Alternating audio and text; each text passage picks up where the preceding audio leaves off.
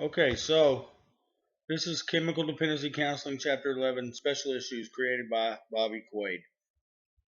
Um, there's a high comorbidity rate among psychiatric diagnosis and addiction. If these clients are treated for dual diagnosis, then their chances of recovery improve. If they are not treated for their secondary problems, then their chances for recovery are significantly reduced. One way to evaluate this clinical phenomena is to make a distinction between the primary and secondary diagnosis. The disorder that appeared first is called primary. The problem that appeared second is called secondary. All clients must be screened for comorbid problems during the initial assessment. The assessment must include the following: a systematic mental status examination with special emphasis on immediate recall as well as recent and remote memory, a determination of current and past psychiatric or psychological abnormality, a determination of the dangerousness to self and others, a neurological assessment if indicated by the prior assessment, and an evaluation of cognitive functioning, including any learning impairment that might influence treatment. Once the client is diagnosed with a secondary problem, the treatment team will develop a treatment plan. It is always best practice to use the treatment team. Be familiar with the current DSM and keep it close to you for reference. Since all major psychological diseases, like addiction, have a biological component, a psychological component, and a social component, you must consider all three in developing the treatment plan. Keep in mind that some psychological diseases require medication for the patient to function normally. So let the physician decide and support that decision.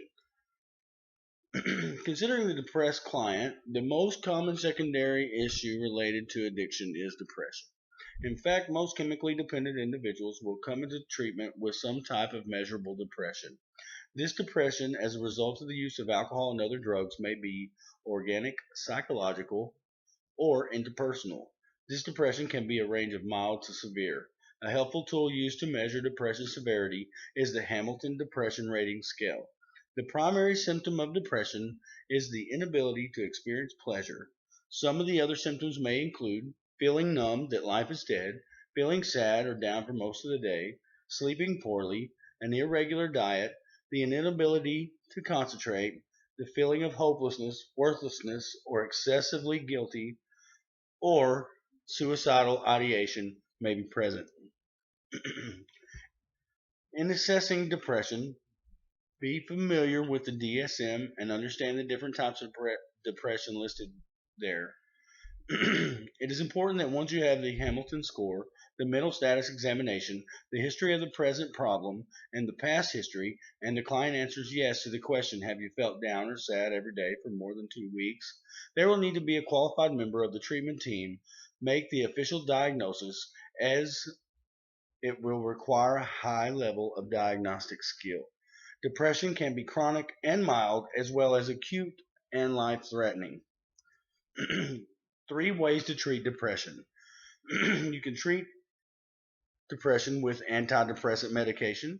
You can treat depression with a combination of psycho, cognitive, and behavioral therapies. Or you can treat depression with interpersonal therapy. Psychopharmacology deals with treating depression with medication. The 4 groups of medications are as follows: selective serotonin reuptake inhibitors, tricyclics, monoamine oxidase inhibitors, and lithium. Medication should never be the only treatment for depression. Studies have shown that clients who undergo medication as well as psychotherapy have a better prognosis. Behavior therapy centers around teaching the client new skills and increasing positive reinforcers in the client's environment. Some of the activities could be as follows: an exercise program, increasing social interactions with treatment peers, having the client become more involved in games, having the client participate in sports. You need to follow up with the client to make sure the client is following through with the suggestions. Cognitive therapy concentrates on how a client thinks. The goal of cognitive therapy is to pull out the automatic thinking that occurs between any given situation and uncomfortable feelings. Once you have identified negative thoughts and feelings, you will need to have the client go back and develop more accurate thoughts that have less uncomfortable feelings. The idea is that once the client replaces inaccurate thoughts with accurate ones, he or she will feel better. Interpersonal therapy seeks to heal interpersonal problems that leave a client feeling depressed. The loss of a loved one or a loved object may go undealt with and cause depression. It is important that the client learns to adapt and accept the loss. Equally important is for the client to remember the good and the bad associated with the loss. Once the client is able to process these feelings and get a healthier understanding of the loss, he or she should begin to feel better. There is a 15% suicide rate among alcoholics, and the incidence of suicide for addicts is 20 times higher. Clients who are a suicide threat will move through three phases of increasing lethality. They will have increasing suicidal thoughts, they will plan their suicide, and they will carry out their plan. When dealing with the suicidal client, it is best to utilize the assistance of a qualified therapist. This would be outside the realm of expertise for a drug counselor. It is important that all of these clients be examined by a mental health professional. Dealing with an angry client can be challenging, but keep in mind, do not argue with a client who is angry. Stay out of their reach. Use a calm voice. Let them rant and rave. If you listen to them even when they are angry, it can validate them as people. If a client becomes threatening or violent, remember that most treatment centers are not adequate to deal with violent patients.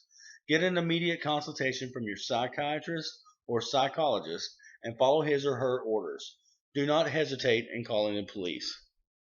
It is important for you to keep your cool as a counselor. Anger from a counselor can cause a lot of damage. If you find yourself becoming angry, take yourself away from the situation and practice this exercise. Concentrate on feeling yourself relax. Feel your arms and legs getting warm and heavy. Breathe slowly. If you are getting angry, it is okay to ask someone else to take over the room or class that you are in. Thank you.